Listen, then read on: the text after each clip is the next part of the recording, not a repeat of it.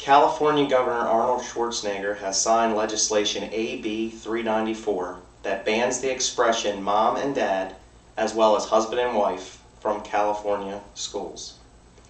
This legislation also allows boys to use the girls' bathroom or locker room, and vice versa, if that's the sex that they identify themselves with.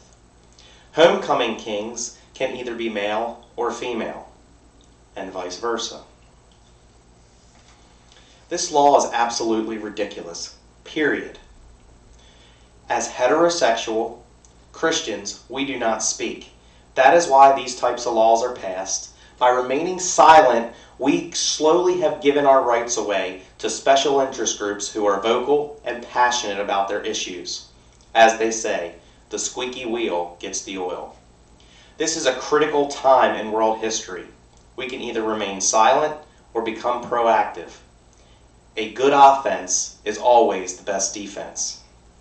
And I'd like you to read this parable, the parable of the Good Samaritan, from Luke chapter 10, verses 25 to 37.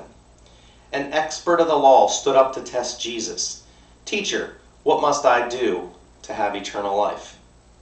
"What is written in the law?" Jesus replied. "How do you read it?" The man answered, "Love the Lord your God with all your heart, with all your soul, with all your strength, with all your mind, and love your neighbor as yourself."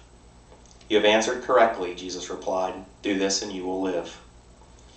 But he wanted to justify himself, so he asked Jesus, "Who is my neighbor?" In reply, Jesus said, "A man going down from Jerusalem to Jericho, when he fell into the hands of robbers, they stripped him of his clothes, beat him, and went away, leaving him half dead. A priest happened to be going down the same road. When he saw the man, he passed by on the other side. So too, a Levite, when he came to the place and saw him, he passed by on the other side. But a Samaritan, as he traveled, came where the man was. When he had saw him, he took pity on him. He went to him, bandaged his wounds, and took the man and put him on his donkey, and took him to an inn to take care of him. The next day he took out 2 silver coins, gave them to the innkeeper, and asked the innkeeper to look after him, and when he would return, he would reimburse him for any extra expenses. Which of these 3 do you think was a neighbor to the man who fell into the hands of the robber?"